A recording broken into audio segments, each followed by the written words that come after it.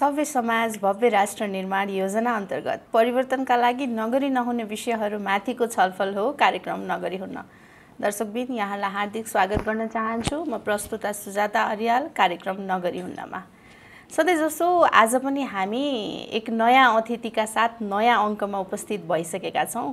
हामीले चाहिँ समाजमा घटिरहेका घटनाहरू भइरहेका विषयहरूमा छनौट गर्छौँ र त्यो विषयहरूमा चाहिँ छलफल गर्छौँ। त्यही विषयको विज्ञलाई बोलाएर आज हामीसँग चाहिँ हुनुहुन्छ डाक्टर राजेन्द्र बद्रा। आज हामी उहाँसँग यौन मनोविज्ञान र विभिन्न यस्तै पेरिफेरीमा रहेर धेरै नै कुराकानी गर्ने छौँ भन्ने विश्वास छ मलाई। अब डाक्टर राजेन्द्र बद्राको बारेमा भन्नुपर्दा उहाँ परिचित हुनुहुन्छ हामी सबै माझ, होइन? हामीले चाहिँ सानोमा चाहिँ जति पनि यो यौन जिज्ञासाका प्रश्नहरूलाई चाहिँ एकदम सरलताका साथ उत्तर दिएर अनि त्यसपछि त्यसलाई चाहिँ हामी माझ एकदम ज्ञानवर्धक रूपमा प्रस्तुत गर्ने डाक्टर भनेर चिन्छौँ। अनि मलाई आज चाहिँ उहाँसँग यो प्लेटफर्म सेयर गर्न पाउँदा एकदमै धेरै नै आफूलाई चाहिँ एकदम धेरै खुसी लागिरहेको छ है। हुन्छ, हामी हाम्रो डाक्टर राजेन्द्र बद्रालाई स्वागत गरौँ आजको हाम्रो कार्यक्रममा। डाक्टर साहब नमस्कार। नमस्कार। यो नगरी हुन्न कार्यक्रममा यो साँच्चै नगरी नहुने नै कुरा हो भन्ने लाग्छ मलाई पनि। आराम हुनुहुन्छ डाक्टर साहब? आरामै छौ। अब यहाँसँग त अब हामीले अब यौनको विषयमा चाहिँ अब धेरै भेग टपिक हो यो त है। अब यो हाम्रो 20-30 मिनट 40 मिनटमा हामीले कति नै कुरा गर्न सक्छौँ र तर जति पनि हामीले चाहिँ यो नलेज सेयर गर्न सक्छौँ, जुन यसको विशेषता छ यौनको बुझाइ, होइन, यो सबै पेरिफेरीमा रहेर चाहिँ मलाई चाहिँ एउटा यङ्स्टरहरूदेखि लिएर सबैजना मानिसहरू बिच चाहिँ अलिकति फराकिलो सोच होस् यौनको विषयलाई लिएर भन्ने चाहिँ मेरो आज एउटा सोच हो। अब सुरुवातमा चाहिँ डाक्टर साहब हामी कसरी सुरु गरौँ भन्दा चाहिँ धेरै बोलिँदैन नि त यौनको बारेमा, त अब खुम्चाएर राखिएको विचारहरू, होइन, धेरै नबोलिने, लाज लाग्ने, शरम हुने यस्तो विषय मानिन्छ। अब यहाँले चाहिँ यसलाई कसरी विश्लेषण गर्नुहुन्छ? यौन भनेको चाहिँ के हो भनेरै सुरु गरौँ न। हामीले दुईटा तपाईँले भन्नुभएको जस्तो फराकिलो दायरामै हेर्ने प्रयास आज त्यसकै बारेमा पनि म कुरा गर्ने प्रयास गर्छु। अब यौन भनिसकेपछि हामीले क्रियाकलापको रूपमा पनि लिने भयौँ र हाम्रो यो एउटा जैविक शक्तिको रूपमा पनि हामीले लिने भयौँ। एक किसिमले कुरा गर्दाखेरि अब यौन भनेर सजिलो भाषामा बुझ्दाखेरि चाहिँ यो जैविक हो र यो जैविक र हाम्रो शरीर क्रियात्मक कुराहरूसँग सम्बन्धित छ, जसले हामीलाई पुरुष अथवा महिला के हो भन्ने कुरा चाहिँ विशेष गरेर निर्देशित गर्छ। अनि यसमा कुरा गर्दाखेरि वंशाणुगत कुराहरू, शरीरको संरचनागत कुराहरू, अनि त्यसपछि हाम्रो अन्तर्स्राविक ग्रन्थीहरू जसमा हामी हर्मोन सम्बन्धी कुराको प्रणाली भनेर बुझ्छौँ, ती सबै कुराहरूले चाहिँ पुरुष र महिलालाई चाहिँ छुट्याउँछ। अनि अर्को कतिपय क्रियाकलापमा चाहिँ हामी यौन क्रियाकलापको कुरा गर्दाखेरि यौन सम्पर्क अथवा अन्य क्रियाकलापको बारेमा पनि सजिलो रूपमा बुझ्छौँ। तर तपाईँले अघि जुन फराकिलो दायराको कुरा गर्नुभयो, हामी त्यसलाई चाहिँ यौनिकता भन्ने शब्द प्रयोग गर्छौँ। त्यो यौनिकता भन्ने शब्दको दायरा चाहिँ फराकिलो छ।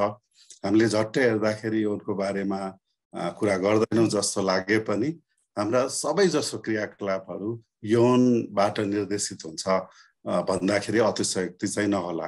किनभने हाम्रो सामाजिक कतिपय धार्मिक कुराहरू, कतिपय सम्बन्धका कुराहरू, यिनीहरू सबै चाहिँ यौनसँग कुनै न कुनै रूपमा सम्बन्धित हुन्छन्।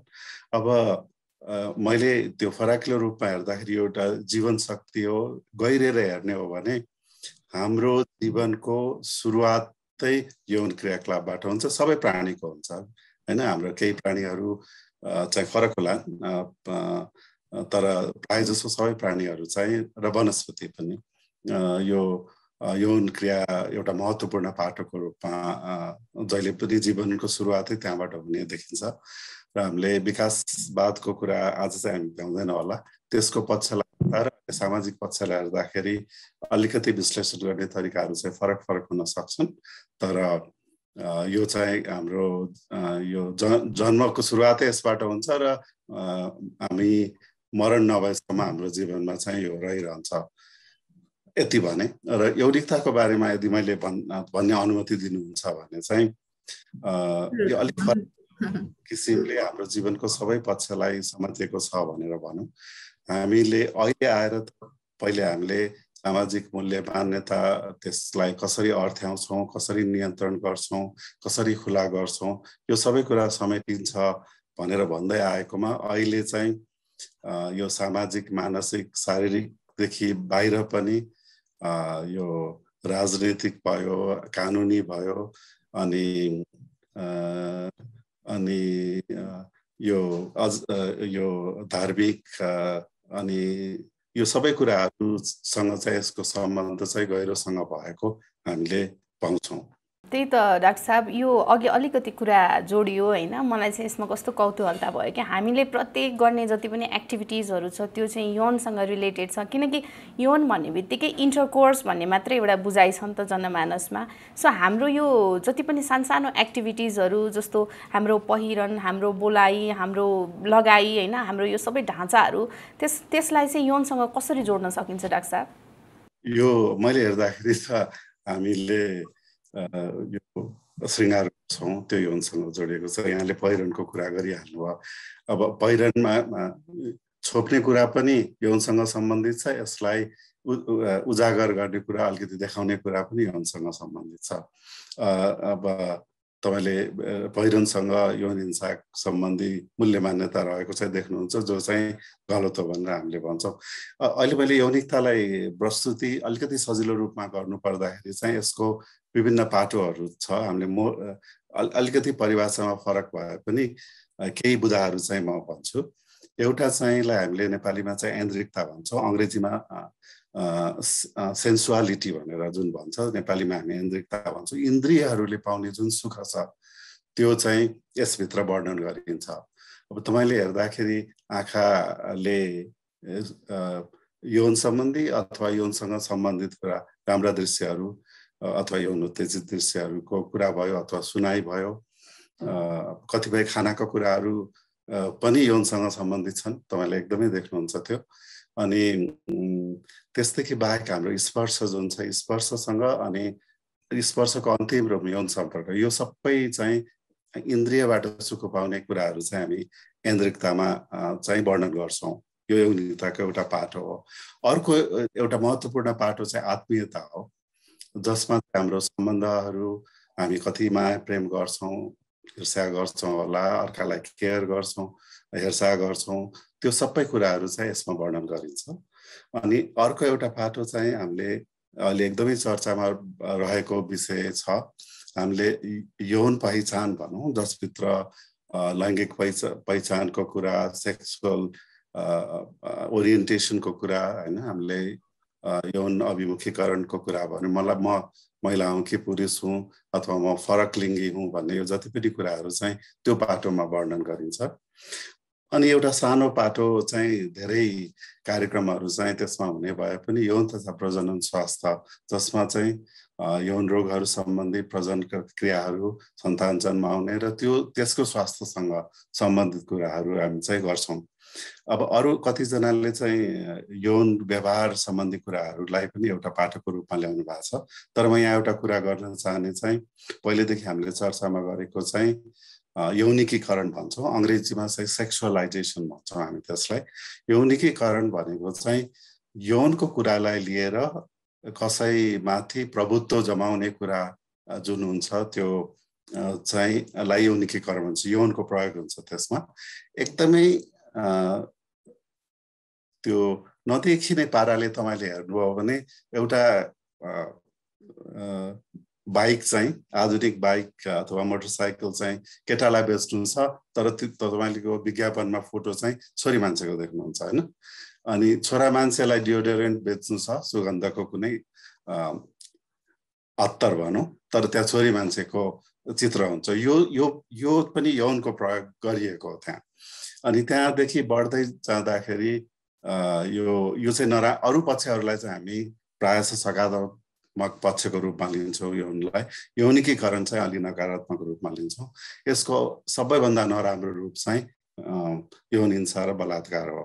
त्यो पनि यौनको प्रयोग भएरै कसैमाथि प्रभुत्व जमाउन खोजिएको छ, अर्कामाथि थिचोबिचो गर्नको चाहिँ खोजिएको छ। हामीले यी सबै पाठोमा यस प्रत्येक पाठोमा जुन भित्री कुराहरू चाहिँ विस्तृत रूपमा छलफल गर्छौँ त्यो सबै चाहिँ यौन को दायराभित्र पर्छ। अब तपाईँले अघि जुन गर्नुभयो अब कुनै लुगा लाउने अथवा लुगा नलाउने, अब हामीले आफ्नो यो लिङ्गको पहिचानको कुरा गर्दाखेरि आत्मसम्मानको कुरा गर्छौँ, अघि मानसिक कुरा पनि ल्याउनु भयो।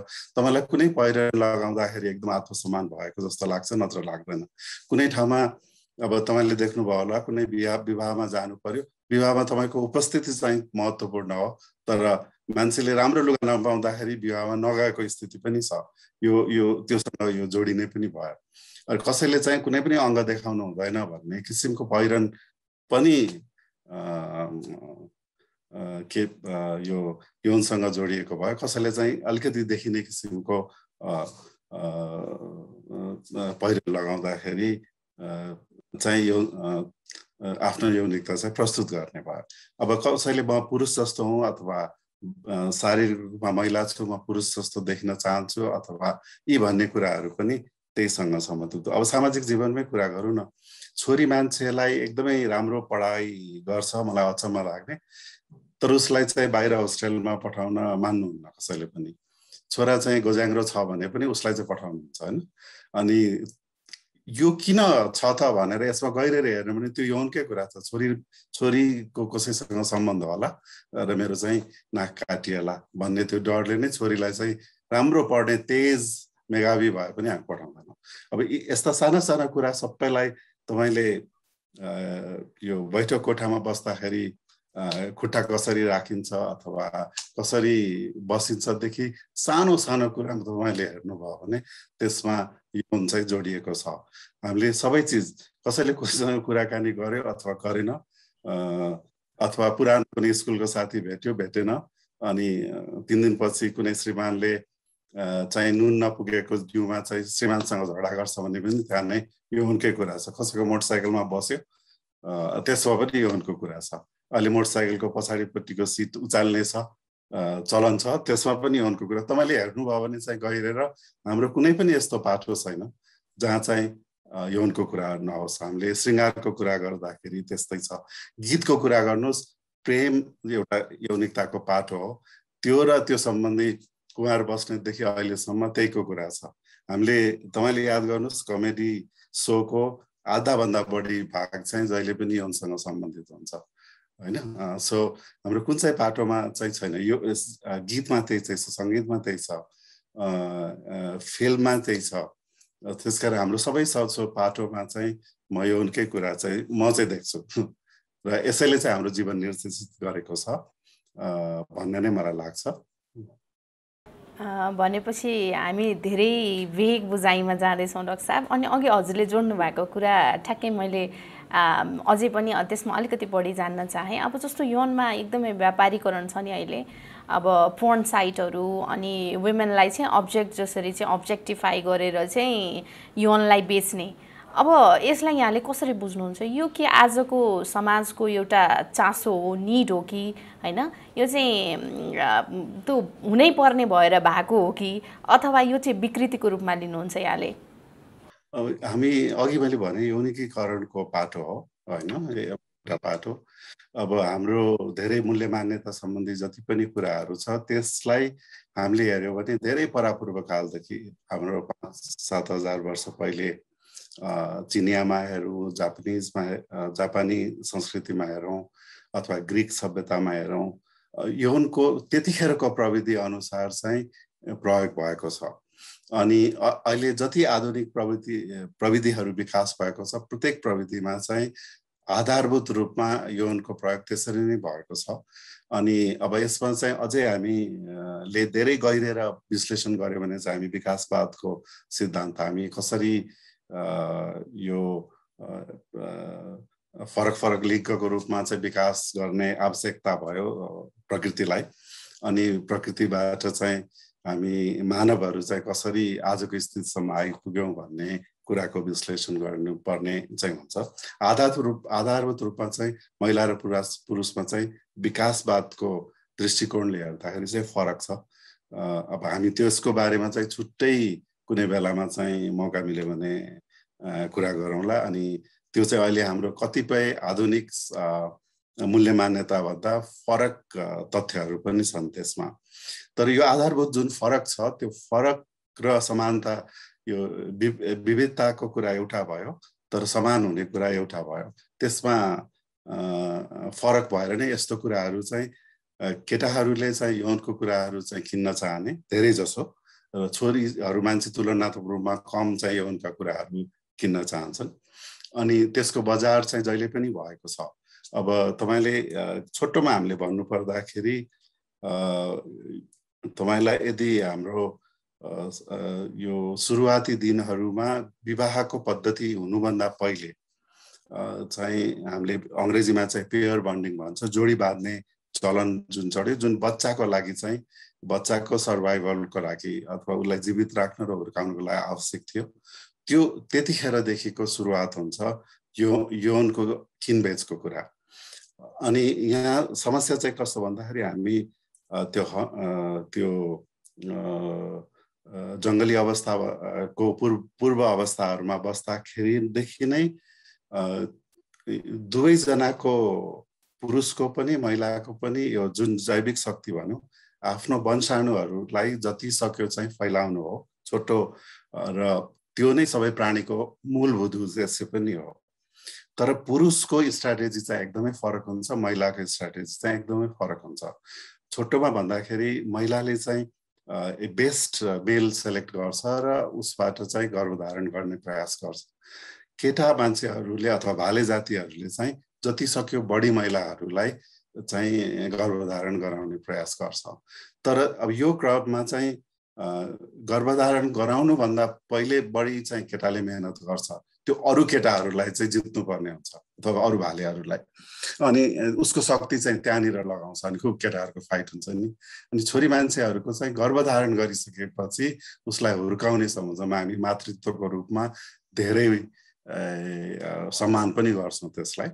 अनि त्यो एउटा प्राकृतिक कुरा भयो, र त्यो लगानी पनि एकदमै धेरै र थोरै व्यक्तिको लागि धेरै लगानी गर्नुपर्ने हुन्छ। यो दुईटा स्ट्राटेजीको बीचमा जब वंशाणुमा जुन लगानी गरिन्छ त्यसलाई निरन्तरता दिनुपर्ने भयो, त्यो चाहिँ छोरी मान्छेहरूले अर्को चिज पनि के सुरुवात गर्दाखेरि यो सेक्युरिटी भनेर भन्छ हामीले। त्यतिखेर खानाको र जङ्गली जनावरबाट बस्नु पर्ने थियो होला, अहिले चाहिँ हामी यो खानदानी छ कि छैन भनेर हेर्छौँ होला, पढाइ राम्रो छ कि छैन भन्छ। सिद्धान्त रूपमा चाहिँ त्यही कुरा नै छ, यसको बानी व्यवहार गर्छ, पछि यसले अप्ठ्यारो पार्छ कि पार्दैन वैवाहिक जीवनमा, हामी आधारभूत रूपमा त्यही छ।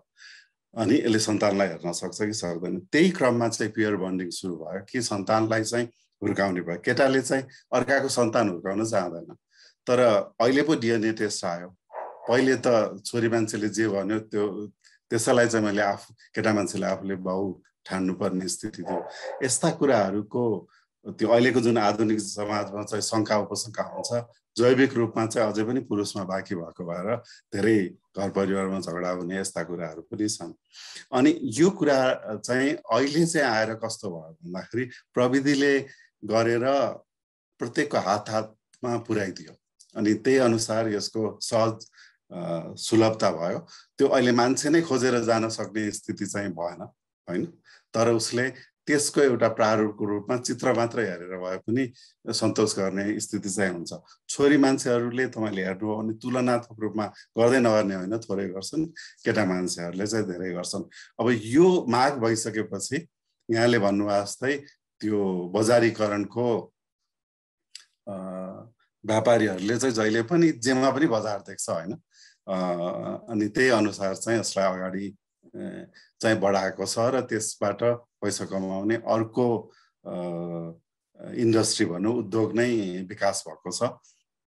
तर अब त्यसलाई अब हामीले राम्रो भनौँ अथवा नराम्रो भनौँ पुरा रूपमा रोक्न सकिँदैन। केही हदमा चाहिँ हामीले कसरी त्यसलाई सीमित गर्छौँ र त्यसका नकारात्मक पक्षहरू के छन् तिनीहरूलाई चाहिँ सीमित गरेर अरू पक्षहरूलाई चाहिँ अगाडि ल्यायो भने चाहिँ एउटा सन्तुलित रूपमा चाहिँ अगाडि आउँछ। त्यसका धेरै नकारात्मक जस्तो लैङ्गिक भूमिकामा तपाईले भन्नु महिलाहरूलाई चाहिँ वस्तुको रूपमा प्रस्तुत गर्ने यस्ता नकारात्मक कुराहरू धेरै नै रूपमा प्रचार भइरहेछन् अथवा बाल यौन शोषणका कुराहरू भइरहेछन् तिनीहरू चाहिँ रोकिनुपर्छ तिनीहरूलाई चाहिँ कडा नियम साथ रोकिने चाहिँ सरकार पनि बलियो हुनुपर्छ अनि साइबर लहरू त्यही किसिमले आउनु पर्यो भन्ने ठान्छु।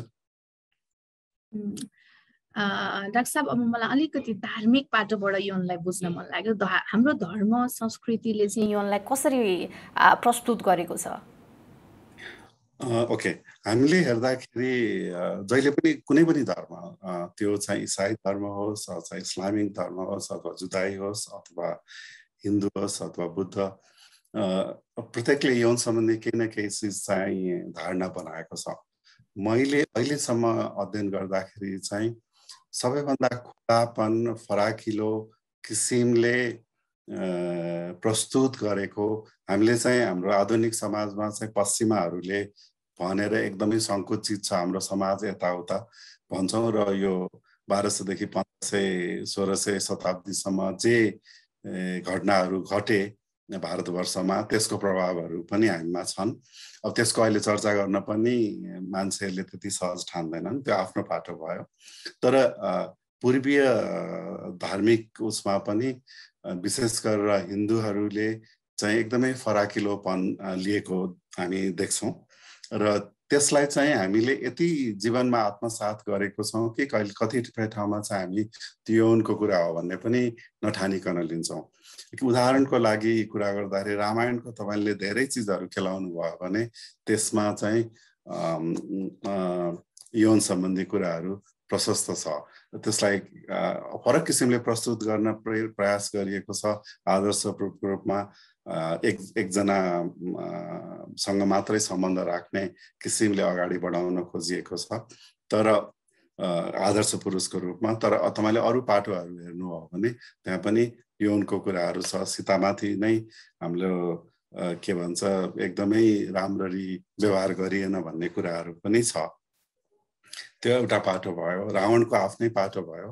अनि अब त्यसपछि अझै खुला रूपमा हेर्ने भने महाभारत र महाभारतको पाटोहरूलाई हेर्नु भयो भने शान्तनुको कथा भनौँ, मत्स्यगन्धाको कथा भनौँ अथवा कुन्ती अथवा अरू कन्याहरू भनौँ, त्यो सबै हाम्रो पञ्चकन्याको चाहिँ बढी एकभन्दा बढी पति छ। अनि र त्यतिखेर चाहिँ यदि पत्नीले चाहेमा चाहिँ अर्कोबाट वीर्य धारण गर्ने र गर्भ रहने चरण पनि तपाईँले देख्नै भएको छ। हाम्रो पाण्डवहरू कसरी जन्मिए भन्ने कुरा स्पष्ट छ। अनि अब त्यति खुलापन चाहिँ हामीले पढ्दै आएको तर ती कुराहरू हामी कथामा पढ्छौँ। हामी प्रत्येक स्वस्थानी व्रत कथा बस्छौँ त्यसमा यौनको धेरै कुरा एकदमै खुला रूपमा गरेको छ तर हामी त्यसलाई यौनको कुरा गरिरहेछौँ भनेर ठान्दैनौँ। आधुनिक रूपको यौनको कुरा गऱ्यो भने चाहिँ हामीलाई लाज लाग्छ।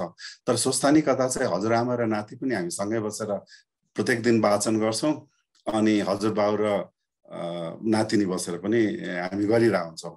सो हामीले यौन शिक्षाको रूपमा फरक किसिमले त्यो खुलापन चाहिँ छ भन्ने ठान्छु।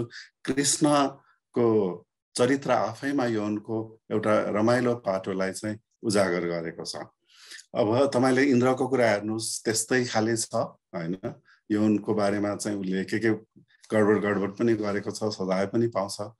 र अरू धेरै कुरा नगर्ने हो भने पनि कम्तीमा हाम्रो संस्कृतिको एकदमै अभिन्न पाटोको रूपमा रहेको कुरा गर्नुभन्दा पहिले जस्तो हाम्रो पूर्वीय संस्कृतिले नै कामसूत्र जस्तो दियो, अनङ्ग रङ्ग जस्तो ग्रन्थहरू दियो जहिले चाहिँ अहिले अब ऋषि वात्स्यायन आफै चाहिँ ब्रह्मचारी थिए फेरि जसले चाहिँ अध्ययन गरे यो यौन आसनहरूको बारेमा।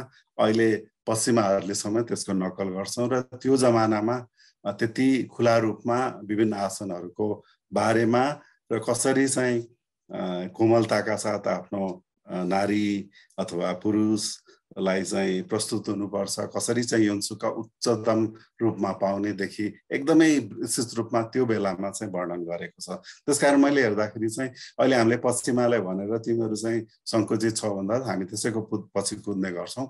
यहाँ चाहिँ हामीलाई यौन शिक्षाको सम्बन्धमा चाहिँ पुनर्जागरण चाहिएको छ, न कि पश्चिमाहरूको नक्कल मात्रै। अब यसमा सबैभन्दा महत्त्वपूर्ण पाटो मैले ठान्ने चाहिँ के हो भने हाम्रो संस्कृतिमा अहिले हाम्रो यो भारतवर्षमा एकदमै ठुलो हामीले देवादिदेवको रूपमा हामीले पूजा गर्ने चाहिँ शिव हो। हामी शिवलिङ्गलाई पूजा गर्छौँ। अब कतिजना व्याख्याताहरूले शिवलिङ्ग भनेको चाहिँ उसको लिङ्ग होइन भनेर पनि कुरा गरेको छ। तर तपाईँले शिवलिङ्गको कुरालाई गर्ने हो भने सिंह र योनिको एकै ठाउँमा भएको प्रतीकलाई चाहिँ हामी पूजा गर्छौँ। त्यसमा त्यो चित्रको अझै व्याख्या गर्ने हो भने शिवलिङ्गको त्यहाँ ब्रह्मा अथवा विष्णु जुनको कुराहरू पनि छ। तर मुख्य रूपमा चाहिँ शिव र शक्तिको मिलनको रूपमा लिएको छ। तपाईँले यसलाई गहिरेर हेर्नुभयो भने शिव र शक्ति जुन चाहिँ यो म्यास्कुलिन र फेमिनिन फोर्स जुन चाहिँ सँगै आउँछ, त्यहाँबाट सृष्टिको सुरुवात हुन्छ भनेर त्यो दार्शनिक वस्तुस्थितिमा चाहिँ शिवलिङ्गको कुरा अगाडि बढेको छ। र हामीले चाहिँ अहिले शिवलिङ्गलाई मात्र एउटा ढुङ्गाको प्रतीकलाई मात्रै पूजा गरौँला, तर त्यो सृष्टिको प्रतीकको रूपमा हो।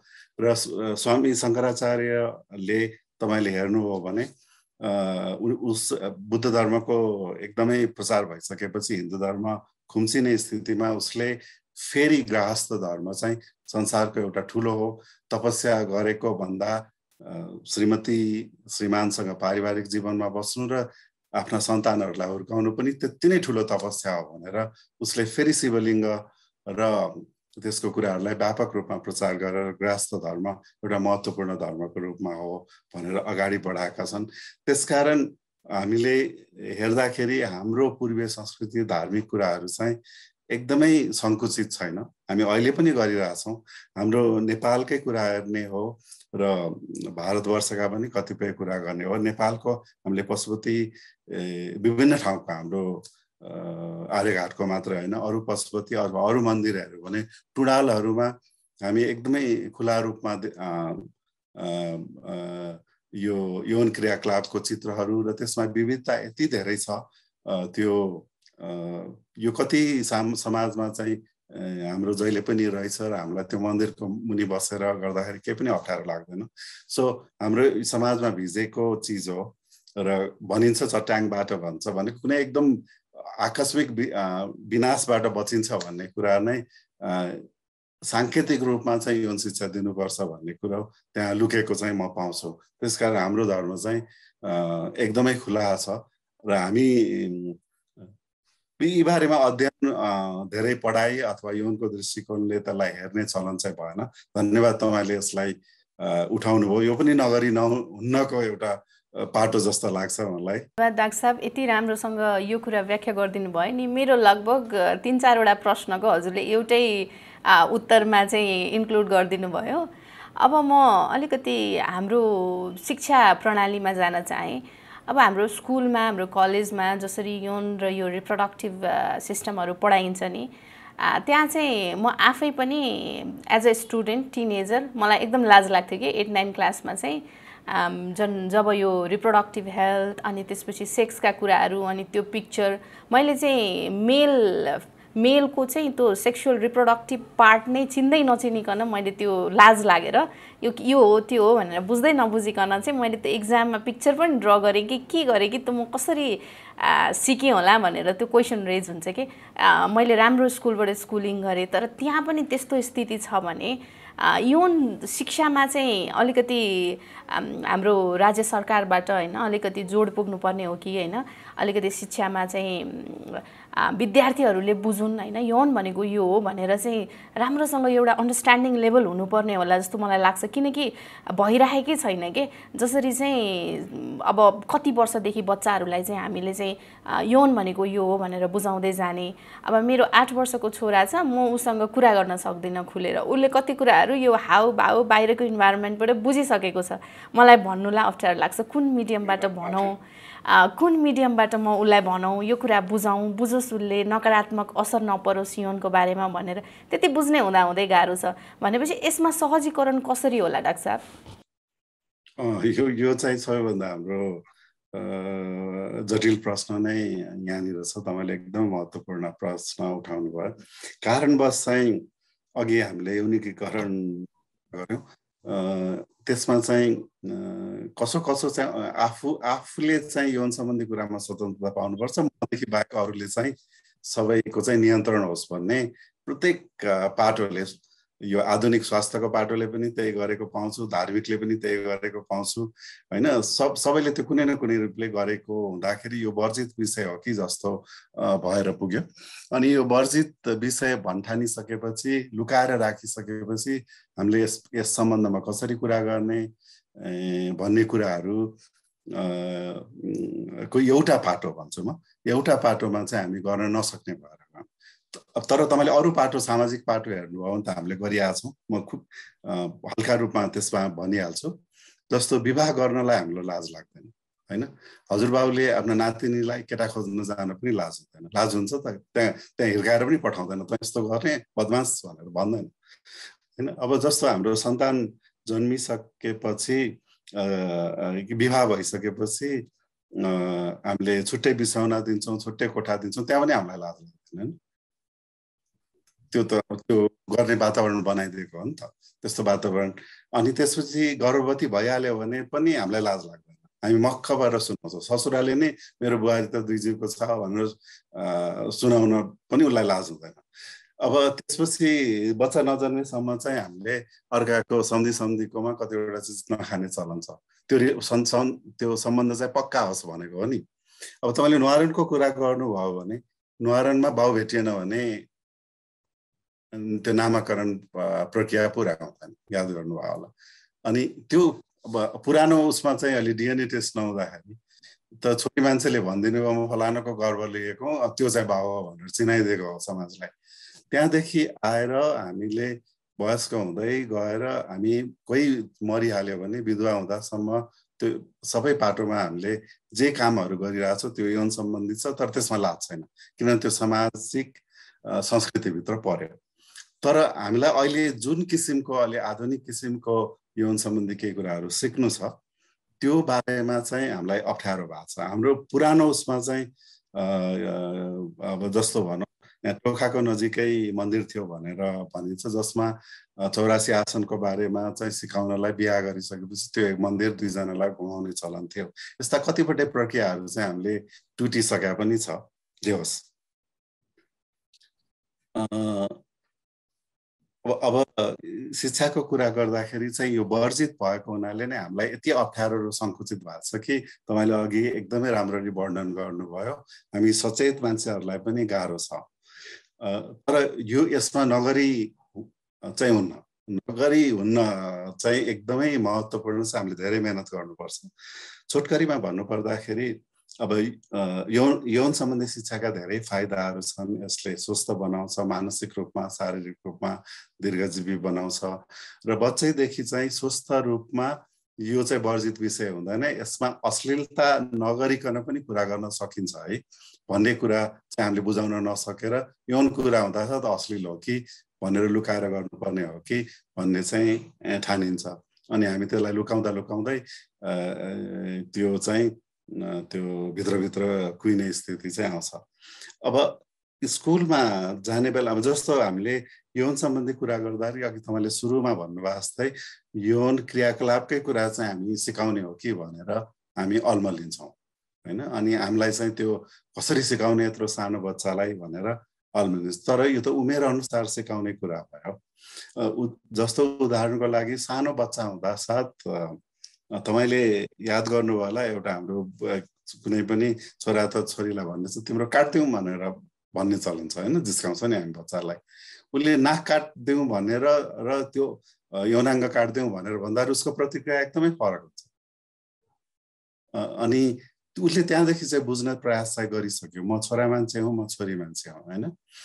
उदाहरणको लागि उसको त यस्तो पिसाब फेर्ने ठाउँ यस्तो हुँदो रहेछ, उसको त पिसाब फेर्ने ठाउँमा पाल मात्रै हुँदो रहेछ भन्ने कुरादेखि उसले जसरी बुझ्दै आउँछ त्यहाँदेखि नै हामीले यौन शिक्षा चाहिँ सुरुवात गरिसकेका हुन्छौँ। तर त्यस्तो खालि यो एउटा छोरा मान्छे हुन्छ, एउटा छोरी मान्छे हुन्छ भन्नेबाट सुरुवात गर्दाखेरि हामीले यो 3-4 वर्षदेखि नै र त्योभन्दा पहिलेदेखि नै हामीले केही न केही चिज चाहिँ हामीले उसलाई ज्ञान दिन थाल्छौँ।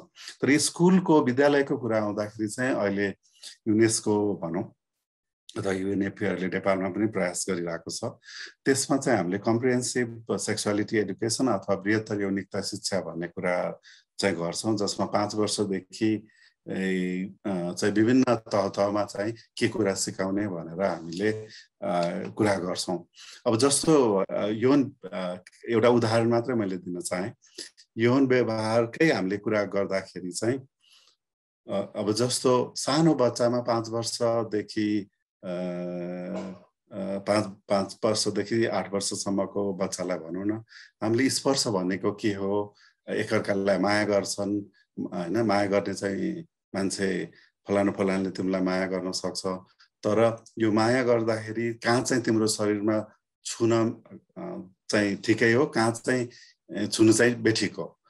हामीले त्यो बेलामा चाहिँ यौन व्यवहारमा त्यो उमेरमा त्यो मात्रै कुरा सोध्छौँ।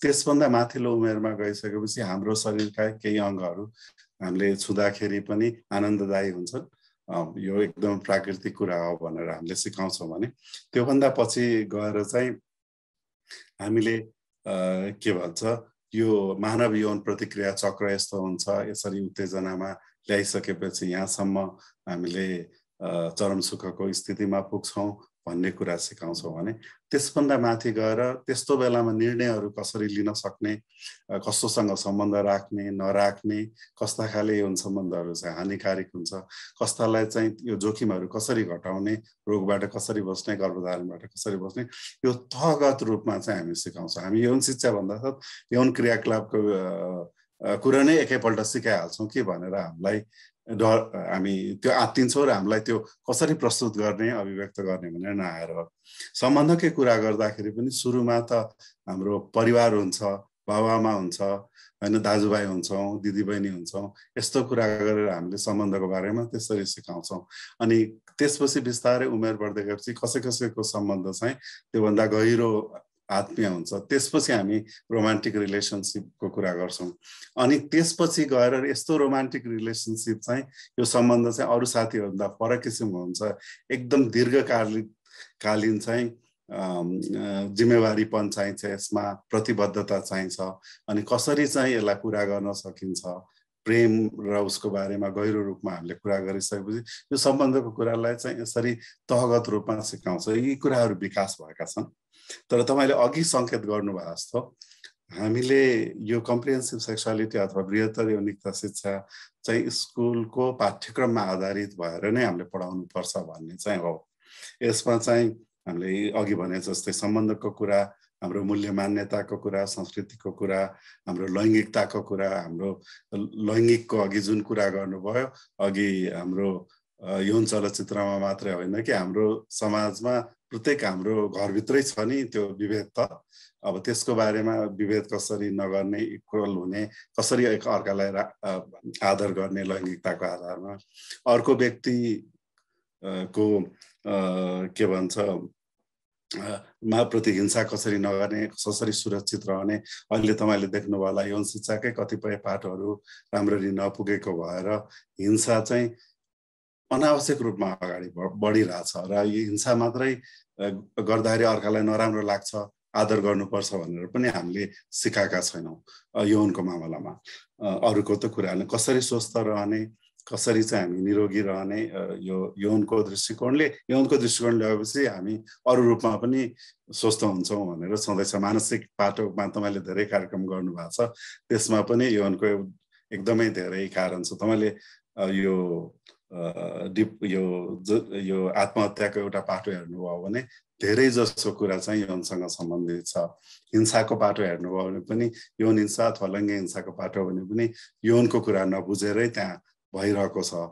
किनभने अनि त्यसपछि हामी मानव शरीर र विकासको बारेमा पनि कुरा गर्छौँ, यौनिकता र यौनिक व्यवहारको बारेमा हामीले निकै पनि छलफल गरिसक्यौँ, अनि यौन तथा प्रजनन स्वास्थ्यको बारेमा। यो सबै पाटोमा चाहिँ हामीले स्कुलमा पढाउनु पर्ने यसका केही पाटोहरू चाहिँ अहिलेको हाम्रो यो हाम्रो पाठ्यक्रममा राखिएका छन्। तर हाम्रो 8 क्लासदेखि भनौँ अथवा 6 क्लासदेखि हामीले केही कुराहरू पढाउन थालेको छौँ। 6 क्लास भनेको चाहिँ लगभग 12 वर्ष पुगिसक्यो। अहिले त हाम्रो महिनावारी हुने उमेर नै त्योभन्दा पहिले भइसक्यो। महिनावारी हुनुभन्दा पहिले महिनावारी सिकाउनु पर्यो। अनि यौन चाहना त्योभन्दा पहिले आउने बेला भइसक्यो। त्योभन्दा पहिले नै यसको व्यवस्थापन कसरी गर्ने भनेर सिकाउनु पर्यो।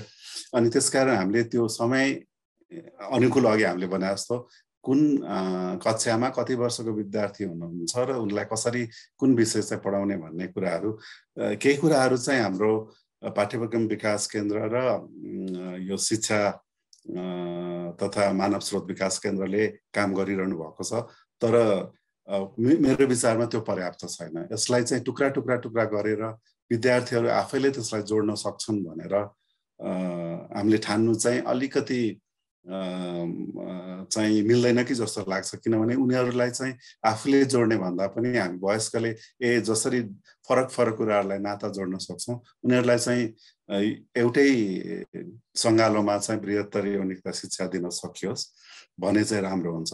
किनभने यसको एउटा महत्त्वपूर्ण पाटो चाहिँ हामी जीवनोपयोगी सिप भन्छौँ, अङ्ग्रेजीमा लाइफ स्किल्स भन्छौँ, जसले चाहिँ निर्णय गर्ने क्षमता, यो विश्लेषण गर्ने क्षमता, अनि त्यसपछि कसरी सञ्चार गर्ने क्षमता, अनि कसरी हामीले अङ्ग्रेजीमा चाहिँ क्रिटिकल थिङ्किङ भनेर भन्छौँ, अथवा क्रिएटिभ थिङ्किङ भन्न, सृजनात्मक सोच अथवा यो क्रिटिकल थिङ्किङ, यस्ता सबै कुराहरूको सिप दिइसकेपछि उसले निर्णय र समस्याको समाधान गर्न सक्ने पाटोहरू चाहिँ बन्छ।